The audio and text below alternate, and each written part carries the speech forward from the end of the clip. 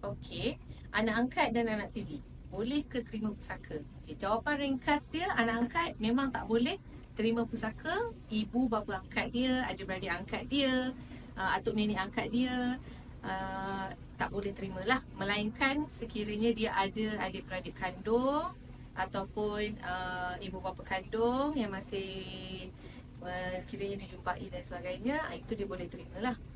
Untuk anak tiri pula, so anak tiri ni maksud dia adalah sama mak lain bapa.